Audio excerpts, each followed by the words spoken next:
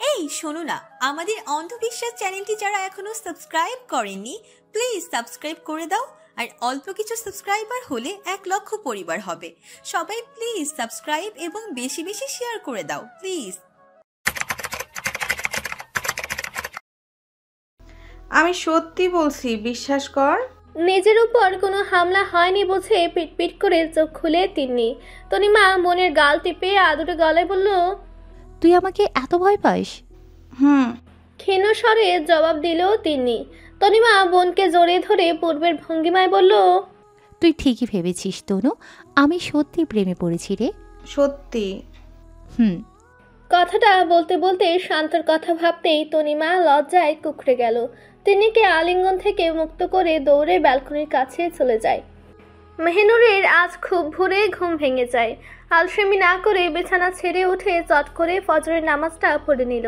অনেকদিন হলো কোরআন তেলাওয়াত করা হয় না, তাই আজ একটু কোরআন তেলাওয়াতও করছে। যায় নামাজটা ভাঁজ করে আলমারিতে রেখে এক পলক তাকায় দেয়াল ঘড়িটার দিকে। 6:30 বাজে। ঘর থেকে বেরিয়ে মায়ের ঘরে উঠে দিল মেহিনুর।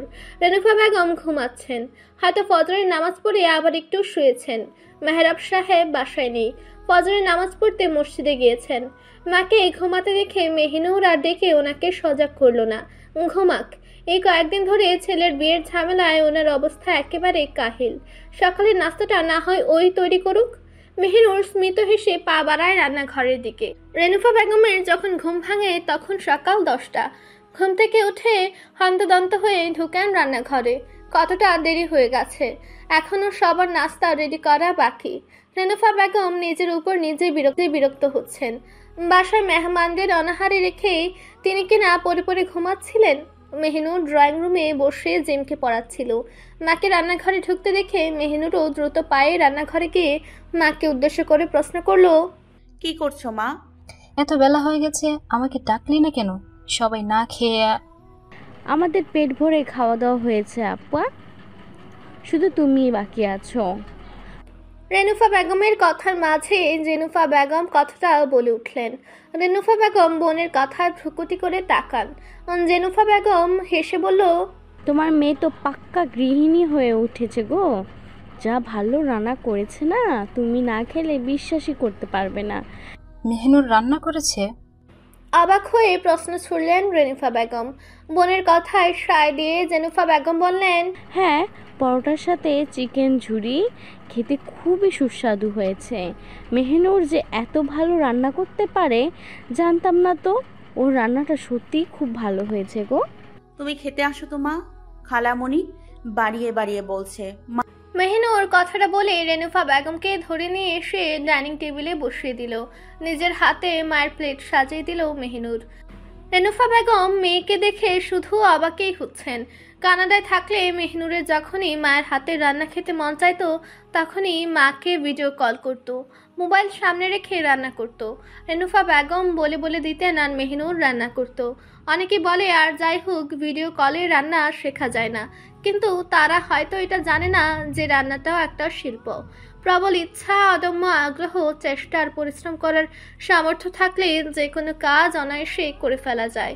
মেহনুরই তার দৃষ্টান্ত প্রমাণ। রেনুফা বেগমও চুপচাপ খাচ্ছেন। রান্না আসলেই খুব ভালো হয়েছে। কলি আর দেহাদের অনুপস্থিতিতে এনজিওটা সামলানো কঠিন হয়ে যাবে অর্কের জন্য। সেটা আজকে বাচ্চাদের ক্লাস নিতে গিয়ে খুব ভালো করেই বুঝতে পারছে অর্ক। দিহাত কলিকে নিয়ে ওর আব্বু আম্মুর কাছে চলে গেলে অর্কের এনজিওর অস্তিত্ব টিকে রাখাটা বড্ড কষ্টসাধ্য ব্যাপার হয়ে যাবে।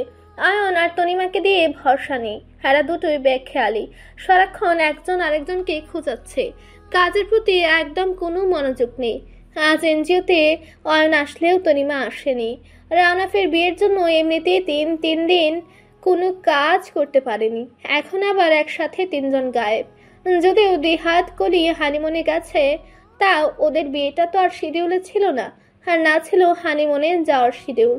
সব হয়েছে ওই পাকনা মেয়েটার জন্য। কাউকে কিছু না জানিয়ে হুট করে বিয়ে পড়িয়ে দিল, আর ওরাও নাচতে নাচতে বিয়ের পিড়িতে বসে পড়ল। অর্ক তপ্ত একটা নিঃশ্বাস ফেলে হাতে থাকা কলমটা কলমদানিতে রেখে উঠে দাঁড়ায়। মাথা প্রচণ্ড ব্যথা করছে। সকাল থেকে পেটে কিছুই পড়েনি। এই মুহূর্তে কিছু খাবার খাওয়া দরকার, নয়তো শেষে মাথা ঘুরে পড়বে। অর্ক ঘর থেকে বেরোনোর জন্য পা বাড়াতে নিয়ে হুড়মুড় করে ঘরে ঢুকলো অয়ন। ওর হাতে টিফিন বক্স। হাসি ফুটে উঠলো অর্কের মুখে। নিশ্চিত ওর মায়েরই কাজ এটা। অর্ক অয়নের হাত থেকে চটজলদি টিফিন বক্সটা নিয়ে বলল, তাড়াতাড়ি দে ভাই, বড্ড খিদে পেয়েছে। অয়ন স্মিত হেসে বলল, আন্টি ফোন করেছিলেন, আজকেও ফোনটা বাসায় ফেলে এসেছিস। আন্টি বললেন সকালে নাকি কিছুই খেয়ে আসিসনি, এখন ড্রাইভারকে দিয়ে খাবার পাঠিয়েছেন। আচ্ছা তুই খাবারটা শেষ কর, আমি একটু আসছি। ওকে। অয়ন চলে যেতে অর্ক তাড়াতাড়ি খাবারটা শেষ করে দিল। ওদেরকে আবার একটু আর্কিটেক্টের সাথে কথা বলার জন্য যেতে হবে। অনাথ আশ্রমের হাফ বিল্ডিংটা ভেঙে ফাউন্ডেশন দিয়ে 3 তলা করার কথা চিন্তা করছে অর্ক। প্রতি বছরের ঝড় তুফান শিলাবৃষ্টির জন্য চালের টিনের অবস্থা এখন করুণ। টিন ছিদ্র হয়ে গেছে। ভারী বৃষ্টি হলে টিনের চালের ছিদ্র দিয়ে বিছানায়, ফ্লোরে, বাচ্চাদের পড়ার টেবিলে পানি পড়ে। বাচ্চারা এইরূপ অবস্থায় ঠিক স্বাচ্ছন্দ্য বোধ করে না, পড়ায় মন বসে না, আর ওদের থাকতেও খুব অসুবিধা হয়। এখানে অনাথ আশ্রমের পাশাপাশি বৃদ্ধাশ্রম করার পরিকল্পনা করছে অর্ক। তাই হাফ বিল্ডিংটা ভেঙে 3 তলা করবে। নিচতলায় থাকবে বৃদ্ধাশ্রম আর উপরের 2-3 তলায় থাকবে অনাথ আশ্রম। তুই নাকি বিয়ে করছিস, এই কথাটা আমাকে একবারও বললি না? অয়নের অভিমানের স্বরে বলা কথাটা গর্ণে ঘুরে প্রবেশ করতেই ঠায় ব্রেক কষে অর্ক। অবাক হয়ে তাকায় অয়নের দিকে। অয়নের অবুঝ চাহনি। হঠাৎ অর্ক গাড়ি থামালো কেন? অর্ক আশ্চর্য হয়ে প্রশ্ন করলো, কি বললি তুই? এমনভাবে জিজ্ঞেস করছিস মনে হচ্ছে তুই জানিসই না। তুই কোথায় শুনলি এই কথা? অর্ক উৎকণ্ঠিত স্বরে বলল। অয়ন ক্ষুদ্র একটা নিঃশ্বাস ফেলে বলল, আমরা যখন আর্কিটেক্টের সাথে কথা বলছিলাম তখন আঙ্কেল ফোন করেছিলেন, বললেন তোর বিয়ের কথা হচ্ছে বাসায়, তোকে যাতে বিকেলের আগে বাসায় নিয়ে যাই। অর্ক বিস্ফোরিত চোখে তাকিয়ে আছে অয়নের দিকে। বাসায় ওর বিয়ের কথা চলছে আর ওই জানে না? স্ট্রেঞ্জ। অর্ক পরে মুহূর্তে নিজেকে স্বাভাবিক করে মৃদু স্বরে উচ্চারণ করলো। অয়নকে আর কোনো কিছু বলতে না দিয়ে গাড়ি স্টার্ট দেয়। সারা ড্রয়িং রুম জুড়ে পিনপতন নীরবতা। মেহরাব সাহেবের বাপাসে বসে আছে অর্ক, অর্কের ঠিক পাশেই অয়ন। অর্ক বাসায় আসার পর থেকে এখানে বসে আছে। আয়শা বেগম নিষেধাজ্ঞা আরোপ করেছেন, এখান থেকে এক পাও নড়া যাবে না। অর্ক বাসায় আসার পর থেকেই দেখছে মেহরাব সাহেব চশমাটা নাকের ঠিক আগায় দিয়ে মনোযোগ দিয়ে খবরের কাগজ দেখছেন, টুর শব্দটাও করছেন না। অয়নও ফোন নিয়ে ব্যস্ত। এইভাবে দুজনের মাঝখানে বসে থাকতে অর্কের খুব বিরক্ত লাগছে। আজকে এমনিতে ও অনেক ক্লান্ত, আবার এখানে এতক্ষণ ধরে বসে আছে। ওর মোটেও ভালো লাগছে না। তার উপর ওর বিয়ের কথা চলছে।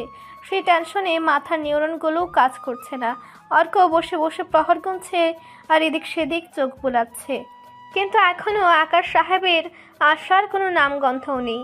অর্কের অপেক্ষার অবসান ঘটিয়ে মিনিট 2 পরেই আগমন ঘটে আকাশ সাহেবের। সাথে আসেন আমেনা বেগম ও রাশেদ সাহেব। তাদের আলোচনার মূল টপিক ছিল অর্কের বিয়ে উপলক্ষে যাবতীয় আয়োজন কিভাবে কি করবে। বড়দের আলাপচারিতা চলাকালীন সময়ে চুপ করে বসেছিল অর্ক, সাথে অয়নও। অয়ন এমনিতেও একটু ফাজিল হলেও বড়দের খুব সম্মান আর শ্রদ্ধা করে। সেই সুবাদে অয়ন শুধু প্রত্যেকটা কথা খুব মনোযোগ দিয়ে শুনেছে, উল্টো কোনো প্রশ্ন করেনি। তা সে বুঝুক আর নাই বুঝুক, তবে অর্কের মাথায় কিছুই ঢুকছে না। সব কথা যেহেতু ওনারাই বলবেন, তাহলে ওকে কেন এখানে বসিয়ে রাখা হয়েছে? অর্ক বসে ছটফট করছে। ওর বিয়ে ঠিক হয়ে গেছে, এই কথাটা ও বিশ্বাসই করতে পারছে না। ওর পক্ষে আর বসে থাকা সম্ভব না। অর্ক হুট করে বসা থেকে দাঁড়ায়। আমেনা বেগমের হাত ধরে ধীর কণ্ঠে বলল, বিবি জান, আমার সাথে একটু আসো তো। অর্ক আমেনা বেগমের হাত ধরে নিয়ে সোজা ওর ব্যালকনিতে চলে আসে। অর্ক এহেনো কাণ্ডে অবাক হয়ে ভ্রুকুটি করে তাকিয়ে আছেন আমেনা বেগম। অর্ক ক্ষুদ্র তপ্ত নিঃশ্বাস ফেলে চাপা স্বরে বলল, এইসব কি হচ্ছে বিবি জান? তুই যা চাস মানে আমি কি চাই? মানে তুই মেহনুরকে বিয়ে করতে চাস। মেহনুরও এই বিয়েতে রাজি। আমরাও চাই তোদের দুজনের বিয়েটা হোক। এখন আমরা সেই ব্যবস্থাই করেছি। ওইখানেই দেখলি না মেহরাবও এসেছে। কেন এসেছো তুই বুঝিসনি কিছু? আর এতক্ষণ যে তোর বিয়ের ব্যাপারে কথা হচ্ছিল তুই কি সেটাও বুঝিসনি? অদ্ভুত, এমন ভাবে আমাকে টেনে আনলি। না জানি কি না কি হয়ে গেছে। পথ ছাড়, আমার যেতে দে আমাকে। আমেনা বেগম একদমে কথাগুলো বলে চলে আসার জন্য উদ্যত হতেই অর্ক অবাক স্বরে প্রশ্ন করলো, আমি মেহিনুরকে বিয়ে করতে চাই মানে? তোমাদেরকে আমি কখন বললাম আমি ওকে বিয়ে করতে চাই? আমেনা বেগম ঠোঁট টিপে হেসে বলল, যদিও সরাসরি বলিসনি, কিন্তু তার বর্ণনা দিয়ে বুঝিয়েছিস। কখন? ওই দিন রাতে। তুই দাঁড়িয়ে দাঁড়িয়ে মনে কর ভাই, আমার অনেক কাজ আছে। বিবি। অর্কের কথা না শুনে আমেনা বেগম চলে যান। অর্ক হতভম্ব হয়ে ভাবতে লাগলো ও কখন মেহিনুরের বর্ণনা দিয়ে বুঝিয়েছে ও মেহিনুরকে বিয়ে করতে চায়। আমেনা বেগমের বলা ওই দিন রাতে কথাটা মনে পড়তেই অর্কের মনে পড়ে যায় সেদিন রাতে ও কি বলেছিল। কথাটা ভাবতেই অর্কের বুক চিরে একটা হতাশার নিঃশ্বাস বেরিয়ে আসে। ছোট একটা মিসআন্ডারস্ট্যান্ডিং হয়ে গেছে, এক্ষুনি সবার ভুলটা ভাঙানো উচিত, নয়তো পরে দুই পরিবারের মধ্যে অনেক বড়সড় একটা ভুল বোঝাবুঝি হয়ে যাবে। আকস্মিক নিজের হাতে হ্যাচকা টান পেয়ে চমকে উঠল মেহিনুর। চটজলদি বা হাতে চোখের বাঁধনটা খুলে সামনে তাকালো। অর্ক চোয়াল শক্ত করে মেহিনুরের দিকে তাকিয়ে আছে। অর্ককে সামনে দেখে মেহিনুরের কপাল কুঁচকে আসে। অর্কের দিক থেকে চোখ সরিয়ে পুরো ছাদে একবার চোখ বোলালো। পুরো ছাদ ফাঁকা। ছাদে রোশান, জিম আর ও কানামাছি খেলছিল, কিন্তু এখন কাউকেই দেখতে পাচ্ছে না। ওরা চলে গেছে, ভারী কণ্ঠে বলল অর্ক। অর্কের বলা কথাটা কর্ণগোচর হতেই মেহিনুর কিঞ্চিত বিস্মিত হয়ে অস্ফুট স্বরে বলল, চলে গেছে। ওদেরকে আমি বলেছি চলে যাওয়ার জন্য। দাঁতে দাঁত চেপে কথাটা বলল অর্ক। মেহিনুর অর্কের কথায় অবাক হয়, সাথে একটু বিরক্তও হলো। ওরা কি সুন্দর খেলছিল, মাঝখানে খেলাটা ভেস্তে দিল। আর রোশান, জিম, শয়তান দুটো এইভাবে না বলে চলে গেল। এখন যদি ও ছাদ থেকে পড়ে হাত পা ভাঙতো, মারা তো যেতে পারতো, তখন কি হতো?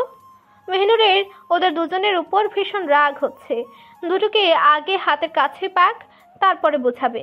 কথাগুলো মনে মনে বলে চোখ বন্ধ করে বড় একটা শ্বাস টানে মেহিনুর। মুখ ফুলিয়ে নিঃশ্বাস ছেড়ে গলার স্বর উঁচু করে বলল, কেন? আমরা তো খেলছি। তুমি নিজেকে কি মনে করো? তুমি কি মনে করো তুমি যা চাইবে তাই হবে? দুনিয়াতে এত মেয়ে থাকতে আমি তোমাকে কেন বিয়ে করতে চাইব? তুমি আমাকে কতটুকু চিনো? আমার সম্পর্কে কতটা জানো তুমি? আমার মতামত না জেনে বিয়েতে রাজি হয়ে গেলে? বিবিজান হয়তো একটু ভুল বুঝে একটা সিদ্ধান্ত নিয়েছে, তাই বলে তুমিও সেটার সুযোগ নেবে? মেহিনুরকে বলতে না দিয়ে ওর কথার মাঝে রুদ্ধশ্বাসে প্রশ্নগুলো করলো অর্ক। মেহিনুর হতভম্ব হয়ে শুধু তাকিয়ে আছে। অর্কের এসব প্রশ্নের মানে বুঝতে পারছে না ও। তবে মেহিনুরের কাছে অর্কের প্রত্যেকটা প্রশ্নের উত্তর আছে। ওর বা হাতে থাকা চোখ বাঁধার কাপড়টা পাশের ছাদের কার্নিশে রেখে ক্ষুদ্র একটা নিঃশ্বাস ফেলল। অর্কের সামনে এসে স্মিত হেসে বলল, যদিও আপনার কথাগুলোর মানেটা ঠিক বুঝতে পারছি না, তবে আপনার প্রত্যেকটা প্রশ্নের উত্তর হয়তো আমি দিতে পারবো। বলি। অর্কের জবাবের আশায় না থেকে মেহিনুর ফিচেল হেসে ফের বলল, প্রথম প্রশ্ন, আমি নিজেকে কি মনে করি? আমি যা চাই তাই হবে কি না? তাহলে শুনুন, আমি নিজেকে অন্যদের মতো একজন সাধারণ মেয়ে মনে করি। রিজিকের মালিক আল্লাহ। আমাদের যেটা প্রাপ্য সেটাই তিনি আমাদের দিয়ে থাকেন। সবকিছু আমার মতে হবে এটা আমি চাইবো তো দূর, কোনোদিন চিন্তাও করিনি। দ্বিতীয় প্রশ্ন, দুনিয়াতে এত মেয়ে থাকতে আপনি আমাকে কেন বিয়ে করতে চাইছেন? কেন? আমি কি কোনো ভিনগ্রহী? আমি কি এই দুনিয়ায় থাকি না? আমিও আর ৫-১০টা মেয়ের মতোই সুস্থ স্বাভাবিক। আমাকে বিয়ে করতে কারোর আপত্তি থাকার কথা না। অবশ্য আমাকে যার পছন্দ হবে সেই তো বিয়ে করবে, কিন্তু আপনি কেন বিয়ে করতে চাইবেন না, বা কেন চাইবেন সেটার উত্তর আপনার কাছে রয়েছে। তৃতীয় প্রশ্ন, আমি আপনাকে কতটুকু চিনেছি বা জেনেছি? আপনি একটা এনজিও চালান শুধু অসহায়দের সাহায্য করবেন বলে। অবশ্যই নিঃসন্দেহে আপনি একজন উদার আর ভালো মনের মানুষ। আপনি খুব বেশি বদমেজাজি না হলেও একটু বদমেজাজ আপনার আছে। একটু আধটু রাগ, জেদ, অভিমান সবারই থাকে, আপনারও আছে। তবে আপনি হুটহাট রেগে যান। মনের মধ্যে না বলা অনেক কথাই আছে, কষ্ট আছে হয়তো সেই অব্যক্ত কথা আর কষ্টগুলো কাউকে বলতে পারেন না বলেই রাতের আধারে সিগারেটের আগুনে পুড়িয়ে ধোঁয়ায় উড়িয়ে দেওয়ার অহেতুক চেষ্টা করেন। আপনি মানুষকে না বুঝে জাজ করে ফেলেন, তাকে বোঝার চেষ্টা করেন না। হয়তো নিজের অজান্তেই এমনটা করে ফেলেন, তবুও এই ভুলটাই আপনি করে থাকেন, যাকে আপনার পছন্দ না তার ছায়াটাও আপনি দেখতে পারেন না। তবে আপনি কাছের মানুষদেরকে খুব ভালোবাসেন, নিজের মাকে সবচেয়ে বেশি ভালোবাসেন, এই তো। মেহনুর একটা দীর্ঘশ্বাস টেনে ফের বলল, এখন আপনি বলুন তো, আমাকে বিয়ে করতে গেলে আপনার মতামত কেন নিতে হবে? আর আমি কেনই বা কারোর ভুলের সুযোগ নিতে চাইব? কি করেছি আমি? কার কি সুযোগ নিয়েছি? অর্ক ভ্রুকুটি করে মেহনুরের দিকে তাকিয়ে আছে। হাসি মুখে ওর মুখের উপর এতগুলো কথা বলে দিল এই মেয়ে। মেহনুর ওর সম্পর্কে যতটুকু বলেছে সবটাই সত্যি। এই মেয়ে এতটাই বিচক্ষণ।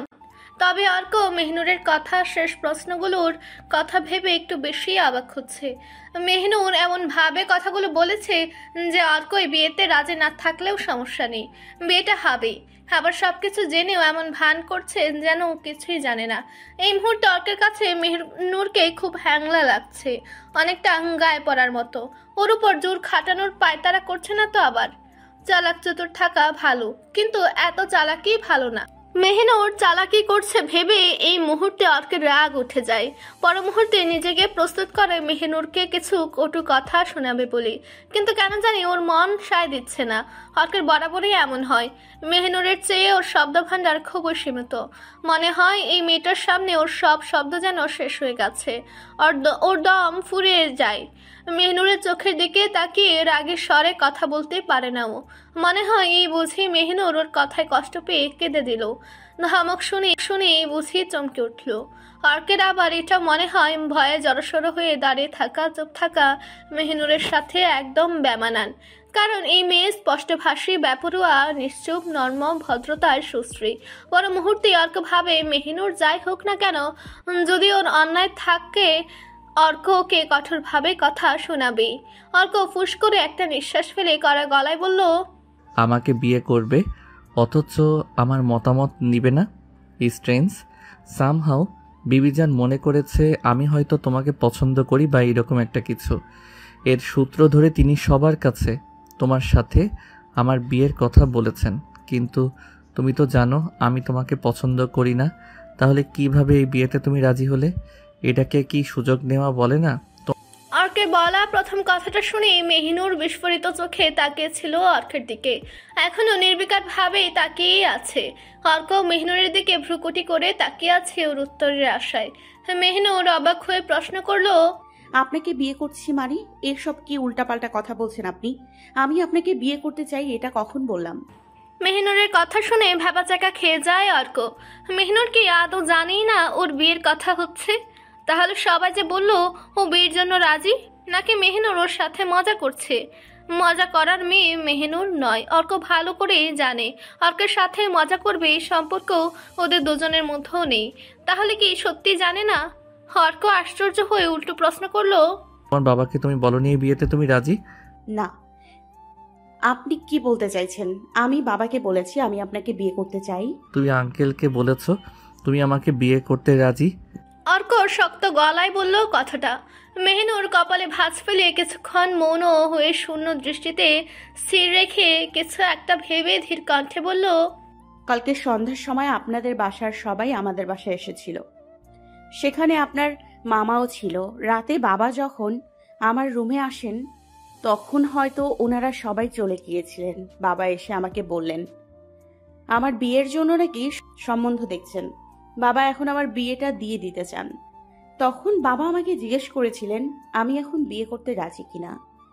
তখন আমি বলেছিলাম ওনাদের সিদ্ধান্তই আমার সিদ্ধান্ত, ওনারা যা ভালো মনে করবেন সেটাই করবেন। আমি জানতাম না যে আপনার সাথে আমার বিয়ের কথা হচ্ছে। অর্ক হতবাক হয়ে মেহনুরের কথা শুনল। তাহলে মেহনুর সত্যি জানে না অর্কের সাথে ওর বিয়ের কথা চলছে? অর্ক পূর্বের ভাবমূর্তি কোনো পরিবর্তন না করে বলল, যাই হোক তুমি এখন সোজা নিচে যাবে আর ওখানে গিয়ে তোমার বাবাকে বলবে এই বিয়েটা হচ্ছে না, তুমি এই বিয়েতে রাজি নও, ঠিক আছে? শুধু আমি কেন বললো? আপনিও চান না বিয়েটা হোক, তাহলে তো আপনারও বলা উচিত।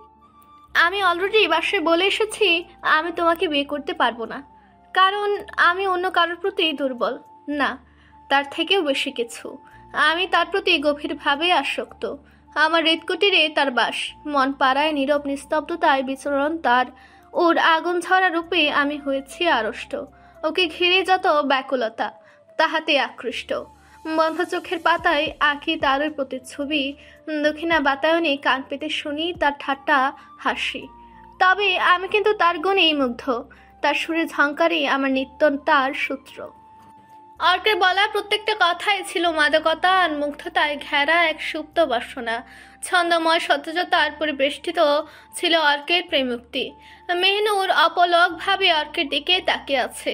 অর্ক মেহনুরের দিকে তাকাতে মেহনুর ওর প্রসারিত দৃষ্টি সরে নেয় অদূরে। পর মুহূর্তে মুচকি হেসে বলল, তাই অন্য কেউটা কে শুনি? আচ্ছা, তুমি কিরণ চৌধুরীর নাম শুনেছ? অর্কের মুখে কিরণ চৌধুরীর নাম শুনতে আটকে উঠল মেহনুর। নিজের মনের অজান্তেই কলিজাটা কেমন ধুপ করে উঠল। অর্ক হঠাৎ করে কিরণ চৌধুরীর প্রসঙ্গে কথা বলছে দেখে মেহনুর একটু বিস্মিত হয়। চিনো তো ওকে? মেহনুরের জবাব না পেয়ে অর্ক ফের প্রশ্ন করলো। মেহনুর অর্কের কথা বলার ভঙ্গিমা দেখে অর্কের অগোচরে ঠোঁট টিপে হাসলো। ও কিরণ চৌধুরীকে চিনবে না সেটা কখনো হয় নাকি? মেহনুর ঠোঁটের আগায় হাসি টেনে বলল, চিনব না কেন, আমি তো। কোথায় কিরণ আর কোথায় তুমি? তোমরা দুইজন দুই মেরুর বাসিন্দা, বুঝলে? তোমাদের ওই কানাডাতেই তো থাকেও। আমার থেকে হয়তো আরও ভালো তুমিই চিনো ওকে। কত বড় রক স্টারও, অথচ পিচ্ছি একটা মেয়ে। তোমাদের বয়স প্রায় একই হলেও তোমাদের দুজনের মধ্যে তফাৎটা আকাশ পাতাল। তোমার কি মনে হয় তুমি আদৌ কি ওর সমতুল্য? হ্যাঁ, তবে তুমিও যথেষ্ট গুণবতী, বয়সের তুলনায় অনেক বেশি ম্যাচিওর, নম্রভদ্র, সুশ্রীও, আবার অন্যদের থেকে অনেক আলাদাও। হয়তো অনেকের চোখে তুমি অনন্য, তাই বলে যার জন্য যে জায়গা বরাদ্দ তাকে সেটা না দিয়ে অন্য কাউকে দিয়ে দেব? মেহনুরের পুরো কথা না শুনে অর্ক অনর্গল কথা বলছে। অর্ক যেমন মেহনুরের দিকটা বলছে, তেমনি কিরণ আর ও যে এক না সেটাও বারবার অর্ক ওর কথার প্যাচে বোঝানোর চেষ্টা করছে। মেহনুর সেটা বুঝতেও পারছে। অর্ক হয়তো কথাগুলো তুচ্ছ তাচ্ছিল্য করে বলতে চায়নি, কিন্তু কথাগুলোর মানেটা ওই দিকেই নিয়ে যায়। অবশ্য অর্কেরও দোষ নেই। এই এক মেয়ের যত ফ্যান ফলোয়ার, বাবা কি এমন করে এই মেয়ে! শখের বর্ষে একটু আধটু গানই তো করে। এত ঝাঁজ একটু বেশি মানুষের মুখে মুখে থাকছে নাকি আজকাল? বেশি ওরা আবার ভালো না। যাই হোক, মেয়ের কদর আছে দেখে ভালো লাগলো। মেহনুর আরও একবার ঠোঁট টিপে হাসলো, কিন্তু এক কথার মাঝখানে আরেক টপিক, মানে কিরণ চৌধুরী কোথা থেকে এলো মেহনুর সেটাই বুঝতে পারছে না। আমি যে ওই কিরণেই ঝলসে গিয়েছি। অর্কের শীতল কণ্ঠে বলা কথাটা কর্ণধারে এসে ভিড়তে বিস্ফোরিত চোখে তাকালো মেহনুর। ভ্রুকুচকে দম আটকে দাঁড়িয়ে আছে ও। পর মুহূর্তেই মনে মনে তাচ্ছিল হাসে। অর্ক যদি ওর পুরো কথাটা শুনতো তাহলে হয়তো আজ এর একটা বিহিত করলেও করতে পারত। কিন্তু অর্কের যেন এটা আফসোসের নাকি দুর্ভাগ্যের মেহনুরের জানা নেই। তবে হ্যাঁ, অর্কের ব্যবহারে ওর খারাপ লেগেছে। অর্ক ওর পুরো কথাটা শুনলই না। আরে ওই তো একজন মানুষ, ভালো লাগা খারাপ লাগার অনুভূতি ওরও আছে। এই ছেলেটা বড় বেশি আবেগের প্রথাবদ্ধ, সব সময় নিজের মর্জিতে বশবর্তী। সামনের মানুষটাকেও তো মাঝে মধ্যে বলার সুযোগ দেওয়া উচিত। এতে অনেক সময় নিজের লাভ হবে বই ক্ষতি হবে না। মেহনুর ক্ষুদ্র একটা তপ্ত নিঃশ্বাস ছাড়ে। সব সময় কেন ওই ছাড় দেবে? অন্যের ভুলটাকে কেন প্রশ্রয় দেবে ও? কখনো যদি ভুল শুধরে শুদ্ধতা পায় তবে নিজেই না হয় খুঁজে নেবে। আজ বরং ও চুপ করেই থাক। কি দরকার আগ বাড়িয়ে বলতে যাওয়ার? শুধু শুধু ঝামেলা বাড়বে। এভাবে তো বেশ আছে ও নির্ভেজাল চিন্তামুক্ত। মেহনুর মুখে হাসি ঝুলিয়ে জোর গলায় বলল, এই বিয়েটা হচ্ছে না, আপনি নিশ্চিন্তে বাসায় যান। মেহনুরের কথায় স্মিত হাসলো অর্ক। মেহনুরের কাছ থেকে এই রকম জবাব পাওয়া প্রত্যাশিত নয়। কৃতজ্ঞতা স্বরূপ মেহনুরকে ধন্যবাদ জানিয়ে ছাদ ত্যাগ করলো অর্ক। অর্ক চলে যেতে দীর্ঘ এক নিঃশ্বাস ছাড়ে মেহনুর। পর মুহূর্তেই মাথায় তীব্র ব্যথা অনুভব করলো। আচমকা এই ব্যথার আগমন ঘটলো কেন আবার? যাই হোক, এই মুহূর্তে এক কাপ গরম চা না খেলেই নয়। এই মাথার ব্যথা নিবারণের জন্য এক কাপ গরম চাই যথেষ্ট। শরতের আকাশে চলছে মেঘবতীদের অবাধ আনাগোনা। শরতের আগমনে সাদা পাড়ের নীল শাড়িতে গাঙ্গিনী নিজেকে সাজিয়েছে। গাঙ্গিনীর নীলাক্ত জল আর পাড় ঘেঁষে দাঁড়িয়ে থাকা কাশফুল তো গুলো তারই জানান দিচ্ছে। মেহনুর অপলক চেয়ে আছে গাঙ্গিনীর পানে। মেঘবতীরা উড়ে যাচ্ছে দূর থেকে বহু দূরে। তাদের প্রতিচ্ছবি আছড়ে পড়ছে গাঙ্গিনীর বুকে। গাঙ্গিনীর অগণিত ঢেউ বয়ে যাচ্ছে ধীর গতিতে। মেহনুর চুপচাপ বসে আছে। এতক্ষণ অপলক চেয়ে থাকলেও এখন প্রকৃতির লীলা খেলা দেখতে ওর দৃষ্টি অস্থির, একবার এদিকে তো আরেকবার ওদিকে। তবে ক্ষণে ক্ষণে দীর্ঘশ্বাস ছাড়ছে, তবে তৃপ্তির। মেহনুর কানাডায় টরন্টো শহরে শরতের এই দৃশ্য দেখেছে বহুবার বহুকাল। কানাডার বড় হ্রদগুলোর মধ্যে অন্যতম হলো অন্টারিও হ্রদ। এই হ্রদের পাশে কানাডার সবচাইতে বড় শহর অন্টারিও প্রদেশের রাজধানী টরন্টোর অবস্থান। লম্বায় প্রায় 300 ও 585 কিলোমিটার প্রশস্ত পূর্ব পশ্চিম এই হ্রদের উত্তর পারে কানাডার নায়াগ্রা, হ্যামিল্টন, টরন্টো ও কিংস্টন শহরগুলো, আর দক্ষিণ পারে আমেরিকার সমগ্র নিউ ইয়র্ক প্রদেশ বা স্টেট। এই হ্রদের গভীরতা কোথাও কোথাও সর্বোচ্চ প্রায় 244 মিটার। পানির তাপমাত্রা ফেব্রুয়ারিতে প্রায় হিমাঙ্কের কাছাকাছি থাকলেও আগস্টে তা 24 ডিগ্রি সেলসিয়াসে পৌঁছে যায়। টরন্টোর সিএন টাওয়ার থেকে মেঘমুক্ত আকাশে 800 কিলোমিটার দূরের আমেরিকার নিউ ইয়র্ক শহরের আলোর ছটা নজরে আসে। গ্রীষ্মে এই অন্টারিও হ্রদই টরন্টোবাসীদের সি বিচের স্বাদ নিয়ে প্রধান আকর্ষণ রূপে আবির্ভূত হয় এবং সকল জাঁকজমকতা এই বিচকে ঘিরে। তবে ওই জাঁকজমকপূর্ণ হ্রদের চেয়ে গাঙ্গিনীর এরূপ বহুগুণ বেশি। নিজ দেশীয় নিজ জন্মভূমির আজকের এই বিকেলটা খুব মুগ্ধতার। শান্ত, স্নিগ্ধ, নির্মল, সবুজে ঠাসা। জীবনের ক্লান্তি, চাপ, ব্যথাগুলো যত ভারী তরই হোক না কেন, এমন একটা বিকেল কিছুটা সময়ের জন্য হলেও মাথাটা হালকা করে দেবে। আজ 3 দিন হলো মেহনুর সবাইকে সবটা বলেছে। অবশ্য গত 2 দিন বাসার সবাই একটু গুমোট ছিল, শুধু মেহনুর ছাড়া। কিন্তু আজ সকাল থেকে সবকিছু আগের মতোই স্বাভাবিক। গত 2 দিনে মেহনুর শান্তর সাথে কথাবার্তা বলে আজকে এই গাঙ্গিনীর পাড়ে দেখা করার সিদ্ধান্ত নেয়। তবে ওকে তনিমার ব্যাপারে এখনো কিছু বলেনি। আগে আসুক, তারপরে সবটা বলবে বলে ভেবেছে। মেহনুর, তনিমা দুজনে এসেছে। তনিমা বাদাম কিনতে গেছে সে কখন, এখনো আসার নাম নেই। মেহনুর বার কয়েক ওকে ঝুঁকেও দিয়েছে, কিন্তু দৃষ্টি অপারক। তনিমাকে নজর নিবদ্ধ করতে পারল না, তাই আবার প্রকৃতি দেখতেই ব্যস্ত মেহনুর। মেহিনুর, তনিমার ডাক শুনে ঘাড় ঘুরে পেছনে ফিরে মেহনুর তীক্ষ্ণ দৃষ্টিতে তাকে কপাল কুঁচকে বোঝার চেষ্টা করছে তনিমা কি বলতে চাইছে। তনিমা রীতিমতো দৌড়ে দৌড়ে আসছে। তনিমা মেহনুরের সামনে এসে দাঁড়ালো। 2 হাতের মুঠোয় থাকা বাদামের ঠোঙাগুলো মেহনুরের দিকে এগিয়ে দিয়ে বুকে হাত দিয়ে বড় বড় নিঃশ্বাস ছাড়ছে তনিমা। মেহনুর তনিমার দিকে কিছুক্ষণ ভ্রুকুটি করে তাকিয়ে থেকে বাদামের ঠুঙ্গার দিকে তাকাতেই ফিক করে হেসে উঠল। ঠুঙ্গার তলায় গোটা কয়েক বাদাম অবশিষ্ট আছে, ইতিমধ্যে দৌড়ে ছুটে সব পড়ে গেছে। তনিমা দাঁত দিয়ে জিভে কামড় দিয়ে অসহায় মুখ করে বলল, সরি, আসলে বুঝতে পারিনি কখন যে সব বাদাম পড়ে গেছে, টেরই পাইনি। It's okay. তাই এইভাবে দৌড়ে আসার কারণ কি জানতে পারি? ভ্রু নাচিয়ে জিজ্ঞেস করলো মেহনুর। তনিমা চোখ নামিয়ে নেয়। ভাবটা এমন যে ও লজ্জা পেয়েছে। মেহনুর ভ্রু নাচিয়ে ফের জিজ্ঞেস করলো, ওনাকে দেখলে বুঝি? তনিমার লজ্জা মিশ্রিত জবাবে মেহনুর ঠোঁট টিপে হাসলো। তনিমাকে নিয়ে এগুলো সম্মুখ পানে। গাঙ্গিনীর পাড়ে গাংচেল নামক ছোট্ট ক্যাফেটার ভিতরে গোল টেবিলে 4 আসনে 3টা আসন দখল করলো মেহনুর, তনিমা আর শান্ত।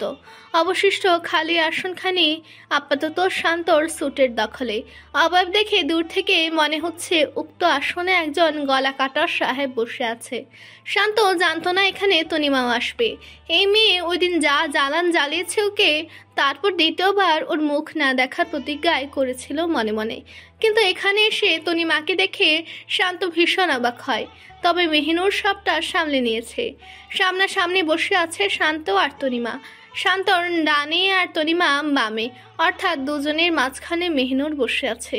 মেহনুর একবার শান্তকে দেখেছে তো আর একবার তনিমাকে দেখছে। দুজনে 2 কাজে ব্যস্ত। শান্ত ল্যাপটপে কিছু কাজ করছে, অবশ্য মেহনুরের সায় নিয়ে কাজ করছে। আর তনিমা মনের আনন্দে ফোনে সেলফি তুলছে। ফাঁকে ফাঁকে শান্তর আগুচরে ওরও টুকটাক ছবি তুলে দিচ্ছে। মেহনুর চোখ গুলগুল করে তাকায় তনিমার দিকে। মেহনুরকে ওইভাবে তাকিয়ে থাকতে দেখে তনিমা মেকি হেসে ফোনটা টেবিলের উপর রেখে দেয়। ভাইয়া, আপনার কাজ হয়েছে? মেহনুরের সাথে জিজ্ঞাসা করলো মেহনুর। শান্ত ল্যাপটপের দিকে দৃষ্টি স্থির রেখেই মৃদু স্বরে বলল, এই তো প্রায় শেষ। মেহনুর আর কিছু বলল না। তনিমার ফোনটা হাতে নিয়ে সময়টা দেখে নিল। 5:30 বাজে। সন্ধ্যায় ওকে আবার এয়ারপোর্টে যেতে হবে। রাওনা আফরা কক্সবাজার থেকে চলে আসছে। 6টায় ওদের ফ্লাইট ল্যান্ড করবে। বলো কি বলতে রেখেছ? শান্ত ল্যাপটপটা বন্ধ করে একটা দীর্ঘশ্বাস ফেলে কথাটা বলল। তনিমার চোখ চকচক করে উঠল, চোখে মুখে লাজুকতা। শান্ত আর চোখে একবার তাকালো তনিমার দিকে। তবে আজ ওর কাছে তনিমাকে একটু অন্যরকম লাগছে। ওই দিনের তুলনায় আজকে ছটফটানি ভাবটা অনেক কম। আসার পর থেকে একবারও তনিমার গলার স্বরটা অবধি শুনতে পেল না। ব্যাপারটা একটু খটকা লাগলো শান্তর কাছে। মেহনুর স্মিত হেসে বলল, আসলে ভাইয়া কথাগুলো একটু পার্সোনাল। সমস্যা নেই, তুমি বলো কি বলতে চাও। ভাই আপনার ফ্যামিলিতে কে কে আছে? দাদাজান, বাবা মা, আমি আর আমার একটা ছোট ভাই আছে। এই তো আমাদের 5 সদস্যের পরিপূর্ণ আর সুখী পরিবার। কিন্তু আমার তো পরিপূর্ণ মনে হচ্ছে না। পরিপূর্ণ হতে হলে তো আরো সদস্য প্রয়োজন। মেহনুরের কথা শুনে মুচকি হাসলো শান্ত। মেহনুরও মৃদু হাসে। তনিমার অপলক দৃষ্টি স্থির শান্তর উপর। শান্ত মুখের হাসি প্রসারিত করে বলল, আমার ভাই ওহি, ও এখনও অনেক ছোট, সবেমাত্র ভার্সিটিতে ভর্তি হয়েছে। তবে আমার জীবন পরিপূর্ণ হতে খুব বেশি একটা দেরি নেই। আমার জীবনে দাদাজানের কথাই শেষ কথা। দাদাজানই আমার আইডল, বেস্ট ফ্রেন্ড। আমিও তার কথাই মানি। দাদাজান আমার জন্য মেয়ে পছন্দ করেছেন। ওনার কোনো এক বন্ধুর নাতনি। ওনার ইচ্ছা সেই মেয়েকে আমার বউ হিসেবে দেখতে চান। আমিও তার এই ইচ্ছেকে অপূর্ণ রাখতে চাই না। আর তাই দাদাজানের পছন্দ করা মেয়েকে বিয়ে করতে যাচ্ছি। অবশ্য আমি এখনও মেয়ে দেখিনি। দাদাজান তার নাম ঠিকানা আমাকে কখনোই বলেনি, আমি জানতে চাইনি। তবে দাদাজানের মুখে শুনেছি সে নাকি যথেষ্ট সুন্দরী। দাদাজানের কাছে যতটুকু বিবরণ শুনেছি তাতে আমার কল্পনার রাজ্য সাজিয়েছি। আমার কল্পনার রাজ্যে সে আমার সম্রাজ্ঞী। বাস্তবেও তাকে আমার জীবন সঙ্গিনী হিসেবে মনে করি। আমরা আজ। শান্ত কথা বন্ধ করে দিয়ে বিস্মিত হয়ে তনিমার দিকে তাকায়। কারণ তনিমা হুট করে টেবিল ছেড়ে উঠে দাঁড়িয়েছে। শান্তর বলা কথাগুলো হজম করার মতো শক্তি তনিমার নেই। কলিজাটা অজানা ভয়ে বারবার মোচড় দিয়ে উঠছে। চোখ ঘোলাটে হয়ে এসেছে। যে কোনো সময় ভারী বর্ষণ হলে হতেও পারে। তনিমা এখানে আর এক মুহূর্তও থাকতে পারবে না। শরীরটা ক্রমশ দুর্বল আর অসাড় হয়ে আসছে। কাঁপা কাঁপা হাতে টেবিলের উপর থেকে ফোনটা হাতে নিয়ে এক পলক তাকায় শান্তর দিকে। শুকনো একটা ঢুক গেলে ধীর কণ্ঠে বলল, মেহনুর আমি আসি। কথাটা বলেই বেরিয়ে যায় তনিমা। তবে তনিমার এরূপ আচরণে মেহনুর মোটেও অবাক হয়নি। কারণ মেহনুর তনিমার মনের অবস্থাটা বুঝতে পারছে। মেয়েটা জীবনের প্রথম কাকে ভালোবাসলো, আর যাকে ভালোবাসলো তাকে ভালোবাসে বলার আগেই দূরে চলে গেল, অন্য কারো হয়ে গেল। শান্ত অবাক হয়ে জিজ্ঞেস করলো, ওর আবার কি হলো? তনিমা আপু আপনাকে ভালোবাসে। মেহনুরের শীতল কণ্ঠ নীরব চাহনি। বিস্ফোরিত চোখে মেহনুরের দিকে তাকিয়ে আছে শান্ত। মেহনুর স্মিত হাসলো। হয়তো শান্তর চোখে কিছু প্রশ্ন ছাড় করতে পারছে ও। ধীর কণ্ঠে বলল, আমিও তাকে বলেছি ওইটুকু সময়ে ভালোবাসা হয় না। কিন্তু সে আমার কথা মানতে নারাজ। আমার সামনে ভালোবাসার যুক্তি দাঁড় করিয়েছে। ওটা নাকি ক্ষণিকের মোহ বা ভালো লাগা নয়, ভালোবাসা। জোর গলায় বলেছে সে ভালোবাসে আপনাকে। যদিও আমার এখন এই কথাটা বলা কতটুকু যুক্তিযুক্ত হবে জানি না, তাও বলছি তনিমা আপু আপনাকে সত্যিই খুব ভালোবেসে ফেলেছে ভাইয়া। যাই হোক, ভাগ্যে যা আছে তাই হবে। মানুষ তার ভাগ্যের লিখন খণ্ডাতে পারে না। প্রত্যাশিত কিছু ঘটলে যেন আলহামদুলিল্লাহ বলতে হয়, ঠিক তেমনি অপ্রত্যাশিত ঘটলেও সেটার জন্য শুকরিয়া আদায় করতে হয়, সন্তুষ্ট থাকতে হয়। কারণ আল্লাহ যা করেন ভালোর জন্যই করেন। হ্যাঁ। শান্তর ক্ষীণ স্বরের জবাব। মেহনুর ফের বলল, আপনি ব্যস্ত মানুষ, তাও আপনার মূল্যবান সময় থেকে একটু সময় বের করে কষ্ট করে এতদূর আমাদের জন্য এসেছেন। তার জন্য অসংখ্য ধন্যবাদ ভাইয়া। আর আপনার নতুন জীবনের জন্য শুভ কামনা। আসি ভাইয়া, ভালো থাকবেন। মেহনুর শোনো। মেহনুর চলে আসার জন্য উঠে দাঁড়াতে শান্তর কথায় পুনরায় চেয়ারটা দখল করে বসলো। আগ্রহী কণ্ঠে বলল, জি ভাইয়া বলুন। তানিমা কি এই বিষয়টা নিয়ে একটু বেশি সিরিয়াস? হয়তোবা আসলে প্রথম প্রেম তো, তবে আপনি টেনশন করবেন না। তনিমা আপু অনেক ভালো আর সুন্দর মনের একজন মানুষ। উনি আর যাই করুক, অন্তত টিনেজের মেয়েদের মতো ঘরে বসে কান্নাকাটি করবে না। হয়তো একটু মন। ফোনের রিংটোনের শব্দে থেমে যায় মেহিনুর। ব্যাগ থেকে ফোনটা হাতে নিয়ে এক পলক দেখে নিয়ে ফের তাকায় শান্তর দিকে। মেহিনুরের চোখে বিস্ময় দেখে শান্ত ফিচেল হেসে বলল, কে তানিমা? হ্যাঁ। কলটা রিসিভ করে লাউড স্পিকারে দাও। মেহিনুর শান্তর কথা মতো কলটা রিসিভ করে লাউড স্পিকারে দেয়। উপাস থেকে তনিমা ঝাঁঝালো কণ্ঠেও শোনা গেল, তোমার ওই সোকল শান্ত ভাইয়াকে বলে দিও, সাকা খেয়ে ডজন ডজন টিস্যু বক্স ফুরোনোর মেয়ে এই তনিমানা। জীবনে অনেকে একটু একটু ছ্যাঁকা টেকা খায়। দুর্ভাগ্যবশত আমিও সেই দলে পড়ে গিয়েছিলাম এখন থেকে ঠিক 5 মিনিট আগে, কিন্তু এখন আমি একদম পারফেক্ট আছি। দাদু মাত্রই কল করেছিলেন, বললেন আমাকে আজকে সন্ধ্যাবেলায় পাত্রপক্ষ দেখতে আসে, হয়তো আজ এঙ্গেজমেন্টও করে ফেলতে পারে। এখন ওই শান্তকে বলে দিও আগামী 1 সপ্তাহের মধ্যে বিয়ের পিড়িতে বসছি আমি। রাগে গজগজ করতে করতে কলটা কেটে দিল তনিমা। তনিমা ক্যাফের বাহিরেই দাঁড়িয়ে আছে, ওখান থেকে স্পষ্ট শান্ত আর মেহিনুরকে দেখতে পাচ্ছে ও। তনিমা এটাও দেখতে পেয়েছে মেহিনুর ওর কলটা স্পিকারে দিয়ে শান্ত আর ওর সামনে ধরে রেখেছে। আজকে ওকে দেখতে আসছে এটা ঠিক, কিন্তু এঙ্গেজমেন্টের কথাটা তনিমার শান্তকে শুনিয়ে শুনিয়ে বলেছে। হারামজাদা ছেলে, এইভাবে ওর মনটা এক নিমিষে ভেঙে চুরে গড়িয়ে দিল। শান্তকে বাঁকাবুকি করছে, সাথে ওর 14 গোষ্ঠীর নামও উদ্ধার করছে। পরক্ষণেই তনিমার স্মরণ হয়, রাগের মাথায় বলে তো দিয়েছে আগামী 1 সপ্তাহের মধ্যেই বিয়ের পিড়িতে বসছে, কিন্তু পাত্র যদি পছন্দ না হয় তখন। মেহিনুর চোখ বড় বড় করে হাতে থাকা ফোনটার দিকে তাকিয়ে আছে। শান্তর মনে হচ্ছে কয়েক সেকেন্ড আগে এখানে টর্নেডো এসে নৃত্য করে গেছে। যে মেয়ের কণ্ঠ এত জাজলো তাকে আদৌ কোনো ছেলে বিয়ে করতে চাইবে তো? আলবাত চাইবে। মেয়ে দেখতে শুনতেও মাশাআল্লাহ, তার ব্যাকগ্রাউন্ড ভালো। তনিমা আপু মনের দিক থেকেও খুব নরম কোমল। রেগে গেলে ম্যাক্সিমাম মানুষ ওই টোনে কথা বলে। এখন তনিমা আপু আপনার উপর রেগে আছে বিধায় ওইভাবে কথা। আচ্ছা মেহনুর, আমি আসি, কেমন? ভালো থেকো। জি ভাইয়া, অবশ্যই। ভাদ্রের আকাশে পূর্ণিমার রূপালী চাঁদটা ঠিক তনিমার মাথার উপর। ছাদের কার্নিশ ঘেঁষে দাঁড়িয়ে থাকা তনিমার পরনে গোল্ডেন সুতোয় বোনা গাঢ় লাল জামদানির শাড়ি। বাদামি বর্ণের চুলটা ঘাড়ের উপর ঢিলে খোপা করা। সামনের বেবি হেয়ারগুলো বাতাসের তালে তালে সায় দিয়ে খুব বিরক্ত করছে ওকে। আঙুলের ভাঁজে টেনে কানের পৃষ্ঠে গুজে দিয়েছে বার কয়েক। বাতাসের স্রোতে গা ভাসাতে কানের পাশ থেকে বারবার উকি দিয়ে বেরিয়ে আসতে চাইছে অবাধ্য কেশরীর দল। যারা মুক্ত হয়ে উঠতে চায় তাদেরকে জোর করে আটকে রাখতে নেই, মুক্ত করে দিতে হয়। আবারও কানের পাশে চুল গোটানোর জন্য উদ্যত হয় তনিমা। আচমকায় আগন্তুকের বলা উক্ত কথাটা কর্ণগোচর হতেই হকচকে যায় তনিমা। চটজলদি হাত নামিয়ে নেয়। পর মুহূর্তে কিছু একটা ভেবে ফের একই কাজ করতে গেল তনিমা, কিন্তু সেটা করার আগেই নিজের পিঠের উপর চুল গড়িয়ে পড়তেই চমকে উঠল। বিস্ফোরিত চোখে তাকায় আগন্তুকের দিকে। পর মুহূর্তেই দৃষ্টি সরিয়ে নেয় অদরে অন্ধকারে। পুরুষালী শক্ত হাতের আলিঙ্গনে আবদ্ধ হতেই আটকে উঠল তনিমা। নিঃশ্বাস আটকে দাঁড়িয়ে আছে ও।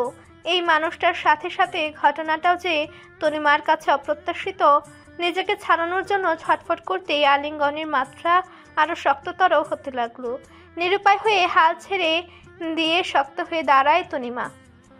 Congratulation Mrs Shanta. কানের কাছে ফিসফিস করে বলা কথাটা কর্ণঘরে প্রবেশ করতেই আরেক দফায় আটকে উঠল তনিমা। মনে হচ্ছে রগে রগে শীতল তরল বিশিষ্ট কিছু তীব্রভাবে ছুটাছুটি করছে। বুকের ভেতর হওয়া ধুকপুক আওয়াজটা হয়তো ওর শরীর ভেদ করে পেছনের মানুষটার কাছ অব্দি পৌঁছাচ্ছে অনায়াসে। কানের লতিতে উষ্ণ ঠোঁটের পরশ পেতেই তড়িৎ বেগে শান্তর আলিঙ্গন থেকে নিজেকে ছাড়িয়ে নিল তনিমা। এই স্পর্শের অনুভূতি বলে বোঝাবার নয়। শান্তর প্রত্যেকটা স্পর্শে ছিল শিহরণ জাগানো অনুভূতি। লজ্জা আর ভয়ের সাথে এক আকাশ সমান অভিমান খুব করে চেপে ধরেছে তনিমাকে। শান্ত এগিয়ে গিয়ে আবারও তনিমাকে পেছন থেকে শক্ত করে চেপে ধরল। অসহায় কণ্ঠে বলল, সরি ক্যাডবেরি। বিস্ময়ে ঘাড় কাত করে ছলছল চোখে শান্তর দিকে তাকায় তনিমা। শান্ত তনিমার কাঁধ ধরে ওর দিকে ফেরায়। তনিমা মাথা নিচু করে নেয়। শান্ত ঝুঁকে তনিমার মুখটা এক পলক দেখে নেয়। তনিমা কাঁদছে। খুব ভয়ঙ্কর হয়। তনিমার থুতনি ধরে ওর মুখটা উপরে তুলতেই পুনরায় একই কাজ করে তনিমা। শান্ত স্মিত হেসে তনিমার দুগাল হাতের মুঠোয় আবদ্ধ করে নেয়। অশ্রুসিক্ত আঁখি দুটি মেলে শান্তর দিকে তাকায়। শান্ত খিচে হেসে বলল, আরে পাগলি, আমি কি জানতাম এই তুমি আমার অদেখা সেই তুমি, আমার মনের রানী। আমাদের মিলনটা হয়তো এভাবেই হওয়ার ছিল, তোমার অগোচরে আমি আর আমার অগোচরে তুমি। জানালার সামনের পর্দাটা সরিয়ে দিতে জানালার কাঁচ ভেদ করে বাহিরের তীর্যক রোশনি হুড়মুড় করে ঘরে ঢুকছে। প্রবল উত্তাপের প্রখরতায় চোখ মুখ খিচে বন্ধ করে নেয় মেহিনুর। ঝটপট হাতের পিঠ ঠেকায় চোখের উপর। চোখ বন্ধ রেখে আহ্লাদি গলায় বলল, ভাবি প্লিজ আর একটু ঘুমোতে দাও না। মেহনুরের বিছানাটা একদম জানালার কিনারা ঘেঁষে, ফলে সূর্যের আলো খুব তীক্ষ্ণভাবে ওর চোখে মুখে এসে পড়ছে। কাল রাতে অনেক দেরি করে ঘুমিয়েছে মেহনুর। টানা 5 দিন পরে ভাই ভাবিকে কাছে পেয়ে গল্প গুজব করতে করতে কখন যে 3টা বেজে গেছে টেরই পায়নি। তারপর আবার ঘুমাতে যাওয়ার আগে তনিমার সাথেও প্রায় 1 ঘন্টা কথা বলেছে। তনিমার মুখ থেকে সব শুনে মেহনুর খুব খুশি হয়েছে। এই মেয়ে অপরের সুখ থেকে কি আনন্দ পায় কে জানে, অথচ নিজের জীবনটা যে কত উত্থান পতনের মধ্য দিয়ে পার করছে সেই দিকে ওর বিন্দুমাত্র ভ্রুক্ষেপ নেই। সবসময় অন্যদের জন্য চিন্তা করে বেড়ায়। বিড়িতে আসার পর থেকেই তো বিয়ের ঘটকেই হয়ে গেছে। রোশনি এবার সব কয়টা পর্দায় সরিয়ে দিয়েছে, সাথে জানালার গ্লাসগুলো খুলে দিয়েছে। মেহনুরের দিকে এগিয়ে এসে শক্ত গলায় বলল, অনেক ঘুমিয়েছ, আর না, এবার কিন্তু মা খুব বকবেন। কয়টা বাজে সে খেয়াল কি আদৌ আছে তোমার? কয়টা বাজে? প্রায় 12:30। কি 12:30? মেহনুরের চক্ষু চরক গাছ। এক লাফে বিছানা থেকে উঠে বসলো। চোখ কচলিয়ে দেয়াল ঘড়িটায় তাকালো। 12:27 বাজে। আজকে দুপুর দুটোই গাংনি পারে শেষবারের মতো তনিমার শান্ত, দিহাত, কলি আর অয়নের সাথে দেখা করতে যাবে। কারণ আজই মেহিনুর কানাডায় ফিরে যাচ্ছে। ইউনিভার্সিটি থেকে যে কদিনের ছুটি ছিল সেটার মেয়াদ শেষ হয়েছে আরও 2 দিন আগেই। রাওনাফা আর রোশনি কক্সবাজার ছিল বিধায় 3টা দিন এক্সট্রা থাকতে হয়েছিল ওকে। মেহিনুর চটজলদি বিছানা থেকে নেমে ওয়াশরুমে চলে যায়। চারিদিকে শরতের শুভ্র কাশফুল, সাথে শরীর মন জুড়ে যাওয়া বাতাস। শরৎকাল মানে নীল আকাশে সাদা মেঘের ভেলা, সাথে শ্বেত শুভ্র কাশফুলের চোখ ধাঁধানো সৌন্দর্য। ভাদ্র ও আশ্বিন জুড়ে এই দুয়ের আভায় হৃদয়ে দোলা দেয় প্রকৃতিপ্রেমীদের। শুভ্র কাশফুলে ছেয়ে যাওয়া কাশবনগুলোতে মন জোড়াতে প্রিয়জনকে নিয়ে প্রতিদিন ভিড় করেছেন শত শত মানুষ। কাশবনে ঘুরতে এসে আনন্দ ঘন মুহূর্তগুলো করছেন ক্যামেরাবন্দি। একঘেয়েমি নাগরিক জীবনে শরতের এই শুভ্র কাশফুল প্রশান্তি বয়ে এনেছে প্রকৃতিপ্রেমীদের মনে প্রাণে। মেহেনুরও মুগ্ধ হয়ে তাকিয়ে গাঙ্গিনীর তটে দেখছে প্রকৃতির লীলা লাস্যময় সৌন্দর্য। আর কটা দিন থেকে গেলে হতো না? এই মাসের 16 তারিখেই আমাদের বিয়ের ডেট ফিক্সড করা হয়েছে। মেহনুর প্লিজ আর একটু থেকে যাও না।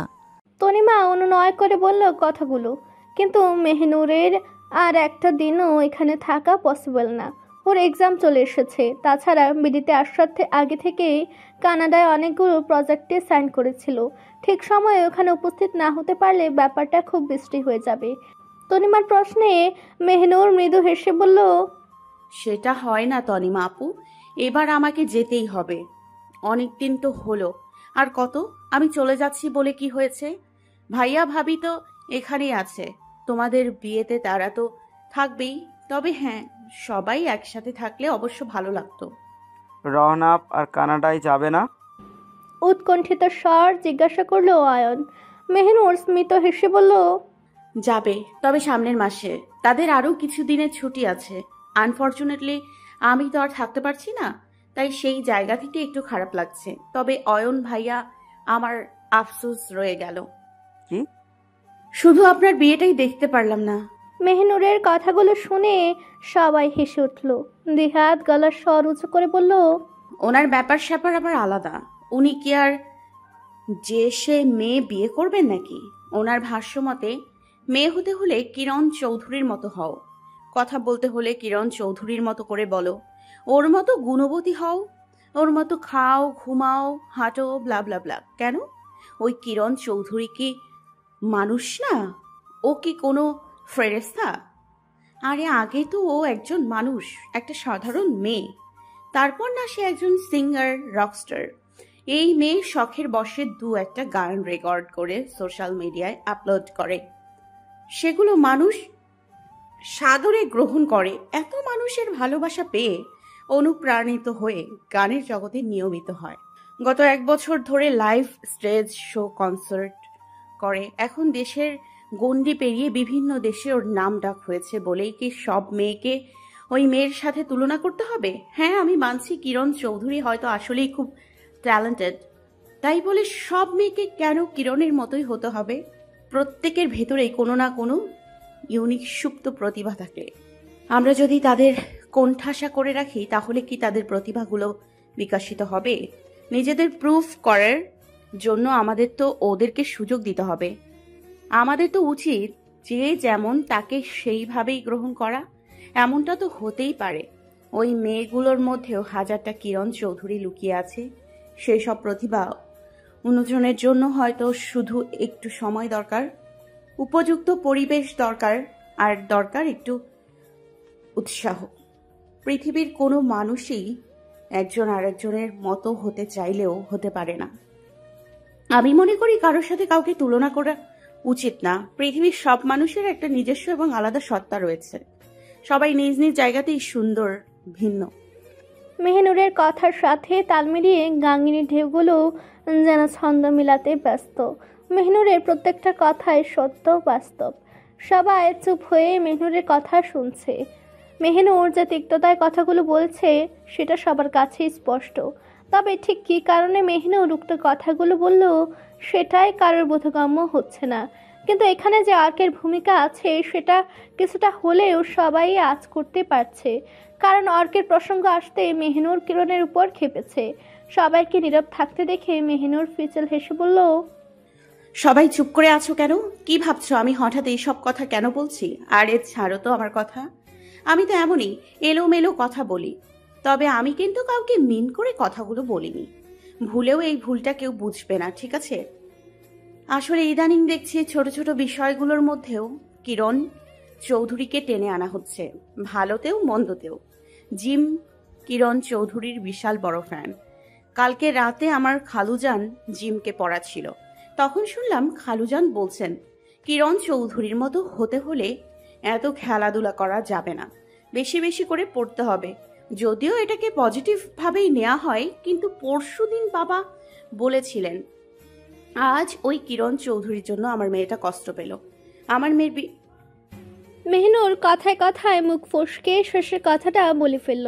পর মুহূর্তে ওর খেয়াল হলো ও কি বলে ফেলেছে এসব। অর্কের সাথে ওর বিয়ের কথা হয়েছিল, ওই কথা কাউকে জানায়নি মেহনুর। ইনফ্যাক্ট রাউনাফকেও না। রাউনাফ জানতে পারলে যদি আবার অর্ককে ভুল বুঝে, সে ভয়ে মেহনুর রাউনাফকে কিচ্ছু বলেনি। রোশনিকে অবশ্য রেনুফা বেগম আগে বলে দিয়েছিলেন যখন বিয়ের কথা হচ্ছিল। সবাই মেহনুরের দিকে ভ্রুকুটি করে তাকিয়ে আছে। মেহনুরের বলা শেষের কথাটার মানে কি? কিরণ চৌধুরীর জন্য কষ্ট পেয়েছে মানে? বাকি কথা বলতে গিয়ে থেমে গেল কেন? তবে কি অর্কের সাথে মেহনুরের বিয়ের কথা হচ্ছিল? নয়তো অর্কের প্রসঙ্গ আসতে মেহনুরের সুর পাল্টে কথা বলবে কেন? সবার মনে এই প্রশ্নগুলো ঘূর্ণিপাক খাচ্ছে। মেহনুর প্রসঙ্গ পরিবর্তন করতে মৃদু হেসে বলল, যাই হোক, বাদ দাও এসব কথা। দিহান ভাই আর কলি আপু, তোমরা তনিমা আপুর বিয়ের পর সবাই মিলে হানিমুনে যাওয়ার জন্য কিন্তু কানাডাতেই প্রথম আসবে, কেমন? আমি তোমাদের পুরো কানাডা ঘুরে দেখাবো। ওইখান থেকে পরে সুইজারল্যান্ড আর মালদ্বীপ হয়ে অন্য কোথাও যাবে, ঠিক আছে? বাকি কথা কানাডায় গিয়ে হবে। এখন আমার দেরি হয়ে যাচ্ছে, বাসায় গিয়ে লাগেজ গোছাতে হবে। আসছি আমি। তোমরা সবাই ভালো থেকো। তোমাদের সাথে কাটানোর সময়টা খুব বেশি মনে পড়বে আমার। তোমরা সবাই কত ভালো, দোয়া করি তোমাদের এই বন্ধুত্ব অটুট থাকুক সারা জীবন। আমি কিন্তু রোজ তোমাদের ভিডিও কল করব, খুব বিরক্ত করব কিন্তু গাইস, আমি তোমাদের সবাইকে সত্যিই খুব মিস করব। সবাই সমস্বরে বলল। মেহনুর যে কিছু একটা আড়াল করতে চাইছে বা ওদের অগোচরে কিছু একটা ঘটেছে সেটা মোটামুটি সবাই আন্দাজ করতে পেরেছে। তবে মেহিনুরকে কেউ কিছু জিজ্ঞেস করলো না, কারণ মেহিনুর এই ব্যাপারটা এড়িয়ে যাওয়ার জন্য ওই প্রসঙ্গটা বাদ দিয়েছে। মেহিনুর এগিয়ে গিয়ে কলি আর তনিমাকে আলিঙ্গন করলো, তারপর হাসি মুখে সবার কাছ থেকে বিদায় নিয়ে ওখান থেকে চলে আসে। শুধু সবার মাঝে রেখে যায় একরাশ মন খারাপের সাথে শূন্যতায় ঘেরা এক বিদঘুটে অনুভূতি। মেহিনুর, রোশান, সুফিয়া বেগম আর রশিদ সাহেব ফিরতি পথে। 9টার সময় ওদের ফ্লাইট বিমানবন্দর ছেড়েছে। রেনুফা বেগম মেহিনুরের রুমে এসে চুপচাপ বসে আছেন, হয়তো নীরবে চোখের অশ্রু বিসর্জন দিচ্ছেন। রুমের লাইট অফ, তবে দরজার পাশে দাঁড়িয়ে থাকা মানুষটি নিজের প্রিয়তমার গতিবিধি লক্ষ্য করেছেন সূক্ষ্মভাবে। তিনিও কেঁদেছেন, তখনও আর একটু আগেও, সবার অগোচরে। মেহরাব সাহেব ধীর পায়ে এগিয়ে গেলেন সম্মুখে। স্ত্রীর পাশে ঘেঁষে বসতে রেনুফা বেগম স্বামীকে জড়িয়ে ধরে হু হু করে কেঁদে ওঠেন। মেহিনুর কানাডায় চলে যাওয়ার পর রেনুফা বেগম ঠিক এইভাবেই কাঁদেন প্রতিবার।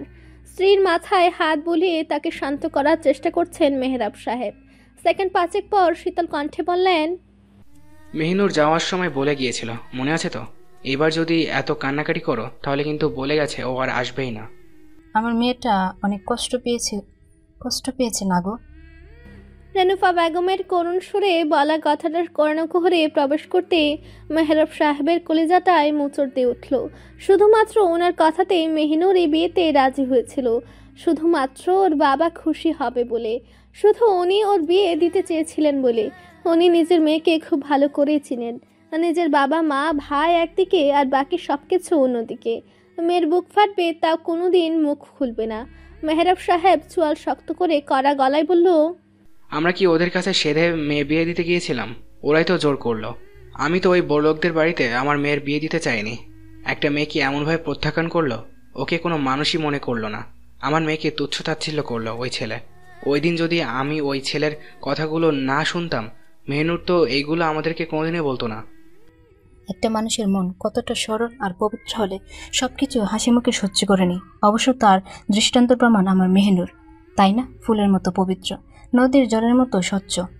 ও তবে এত সরলতার মধ্যেও আমার মেয়ের মনটা কিন্তু বড় কঠিন পাথরে গড়া, চাইলেও ওর মন পড়া যায় না। তুমি কখনো লক্ষ্য করেছ আমার মেহনুর মুখের ওই মিষ্টির আড়ালে হাজারো কষ্ট অনায়াসে লুকিয়ে ফেলতে পারে? আমার মেয়েও একদিন ওই কারণে চৌধুরীর চেয়েও বড় গায়িকা হবে। সেই দিন এই ছেলেকে আমি উচিত শিক্ষা দেব। যখন উদ্গ্রীব হয়ে ছুটে আসবে তখন আমার মেয়ের ধারে কাছেও ঘেঁষতে দেব না। তুমি দেখে নিও। এভাবে কেন বলছো? ভালোবাসা কি পাপ? মানুষ ভালোবাসলে এমনই করে। যখন সে প্রেমে পড়ে তখন সেই মানুষটাকে নিয়ে ভাবতে গিয়ে, স্বপ্ন দেখতে গিয়ে ভালোবাসাটা আকাশ ছুঁয়ে ফেলে। পরিণতিতে সে মানুষটা তার শিরা উপশিরায় বিরাজ করতে শুরু করে। তখন তার ভালোবাসার মানুষটার ভুল ত্রুটিগুলোকে ভালো লাগে। মনে হয় এ দুনিয়ায় সবকিছু মরিচিকা, মিথ্যে, শুধু তার ভালোবাসার মানুষটাই সত্য। তুমি ওই ছেলের পক্ষ নিচ্ছ রেনু? না, ভালোবাসার পক্ষ নিচ্ছি। রেনু, এটাই তো ভালোবাসা, এটাই তো ভালোবাসার নীতি। কেন, তুমিও তো একদিন ভালোবেসেছিলে। তুমিও তো ভালোবাসার মানুষটির হাত ধরবে বলে বিয়ের আসর ছেড়ে চলে এসেছে। তাহলে অর্কের ক্ষেত্রে কেন এটা মেনে নিতে পারছো না? তোমার মেয়েকে দেখছো না কত সুন্দর করে সবকিছু মানিয়ে নিয়েছে? তুমি একটু ওর মতো করে ভেবো, দেখবে তুমিও মানিয়ে নিয়েছো। তাহলে তুমি কেন কাঁদছিলে? আমি তো বরাবরই কাঁদি। মায়ের মন তো, মনের মধ্যে অনেক কথাই ওঠে, সব কথা ধরতে হয় না। আমেনা বেগম ওই দিন রাতেই চলে গিয়েছিলেন। অর্ক যখন বলে ও এই বিয়ে করবে না, তখন আশা বেগম আর আকাশ সাহেব অর্ককে বলেছিলেন মেহনুর খুব ভালো মেয়ে, ওনারা মেহনুরকে তাদের ছেলের বউ হিসেবে দেখতে চান। কিন্তু অর্ক ওর কথাতেই অনড় ছিল। তবে আমেনা বেগম অর্ককে কিছুই বলেননি। হয়তো একটু কষ্ট পেয়েছেন, কিন্তু বাস্তবতাও মানতে হবে। বাড়ির বড়দের পছন্দ মতো যে কাউকে বিয়ে করে নেবে আজকালকার ছেলে মেয়েরা কি আর এখনো সেই যুগে পড়ে আছে তো? কেন মেহনুর? তবে আমেনা বেগম অভিমানের পাহাড় নিয়ে চলে গেছেন, কাউকে বুঝতে দেননি। অর্ককে তো নাই, বরং এমন আচরণ ছিল, এটা খুব নর্মাল একটা বিষয়। কিন্তু ভিতরে ভিতরে ঠিকই কষ্ট পেয়েছেন। মেহনুর চলে যাওয়ার আগেই অর্কদের বাসায় এসেছিল বিদায় নিতে, কিন্তু আশা বেগম বা আকাশ সাহেব কারোর সাথেই ওর দেখা হয়নি। শেষে মেহনুর ওনাদের সাথে দেখা না করেই চলে যায়। আসলে ওনারা মেহনুরের সামনে আসতে চাননি। মেহনুরের সামনে কোন মুখে যাবেন তারা? নিজেরা যেচে বিয়ের কথা বলেছিলেন। মেহরাব সাহেব যখন মেয়ের বিয়ে দেবেন না বলে বেঁকে বসেছিলেন তখন তাকে অনেক কষ্টে রাজি করিয়েছিলেন, আর যখন উনি রাজি হলেন তখন কিনা তাদের ছেলে বিয়ে ভেঙে দিল। অবশ্য ভুলটা তাদেরই। তারা যদি আরেকটু সতর্ক হতেন তাহলে হয়তো এমন পরিস্থিতি তৈরি হতো না। আয়েশা বেগম আর আকাশ সাহেব নিজেদের বোকামির জন্য লজ্জিত তাদের ছেলের ব্যবহারে। একটা ভিন দেশের মেয়ের জন্য মেহনুরের মতো মেয়েকে প্রত্যাখ্যান করলো। অর্ক যেমন ওই মেয়ের জন্য দেওয়ানা হয়ে আছে, ওর মতো এমন হাজারো ছেলে আছে যারা কিরণ চৌধুরীকে নিয়ে স্বপ্ন দেখে। তাই বলে সবার মনের খবর কি কিরণ চৌধুরীর পক্ষে রাখা সম্ভব? তাও অর্কের এই ব্যবহারটা মানা যেত যদি কিরণ চৌধুরীও ওকে পছন্দ করত, ভালোবাসত। কিন্তু তেমন কিছুই তো নেই ওদের মধ্যে। তাহলে অর্ক কিসের ভিত্তিতে এমন ব্যবহার করছে? এটা নিছকই অর্কের বোকামি মূর্খামি ছাড়া আর কিছুই না। আয়েশা বেগম আর আকাশ সাহেব অর্কের সাথে একদম কথা বলা বন্ধ না করলেও প্রয়োজন ছাড়া বাড়তি একটা কথাও কেউ বলেন না। এই মুহূর্তে তিনজন একসাথে ডিনার করছেন ঠিকই, কিন্তু কেউই কারোর সাথে কথা বলছে না। অর্ক মাঝে মধ্যে প্রশ্ন করলেও হ্যাঁ নাতে জবাব দিচ্ছেন দুজনেই।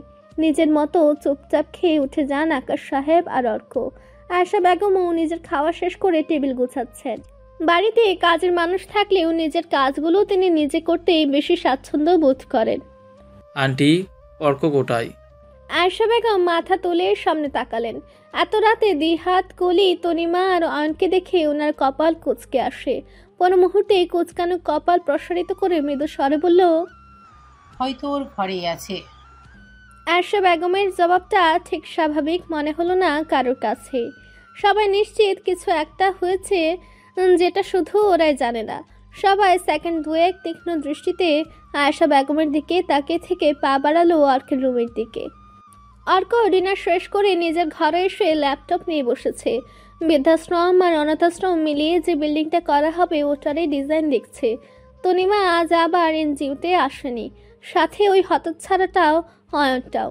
এনজিওতে আজ ওকে একাই সবকিছু সামলাতে হয়েছে। সারাদিনে একটা বারের জন্য কেউ ওর খোঁজও নিল না। দিনকে দিন বন্ধুগুলো যেন কেমন হয়ে যাচ্ছে। ইদানিং অর্কে নিজেকে খুব একা মনে হয়। চারিদিক কেমন শূন্যতার হাহাকার। কোনো কিছু হারিয়ে ফেলার তীব্র আশঙ্কা আর ভেতরটা মুচড় দিয়ে উঠে মাঝে মধ্যেই। নিজের বাবা মাকেও এখন আর আগের মতো কাছে পায় না। তাদের সাথে প্রাণ খুলে কথা বলতে পারে না। তাদের সাথে ওর সম্পর্কটা কি এতটাই ঠুনকো হয়ে গেছে? হয়তোবা। আগামী মাসে কানাডায় যাওয়ার জন্য মনস্থির করলো অর্ক। যে করেই হোক ওকে কিরণ চৌধুরীর সান্নিধ্য পেতেই হবে। অনেক হয়েছে আর না। এইভাবে কি মানুষ বাঁচে নাকি? ধোঁয়াশার মধ্য থেকে কি জীবন চলে? অর্কের বুক ছিঁড়ে একটা দীর্ঘশ্বাস বেরিয়ে আসে। জীবন বড়ই অদ্ভুত। আসতে পারি? কথাটা কানে এসে বাড়ি খেতে চকিত দৃষ্টিতে দরজার দিকে তাকায়। নিজের অজান্তে অর্কের চোখ দুটো ছলছল করে উঠল। মুখে মলিন হাসি। ওর বন্ধুরা এসেছে। বিছানা থেকে নেমে দৌড়ে গিয়ে সবাইকে জড়িয়ে ধরলো। উতলা কণ্ঠে বলল, জানিস তোদের কথা না খুব মনে পড়ছিল, আর তোরাও চলে আসলি। আমাদের আত্মার কত টান দেখেছিস?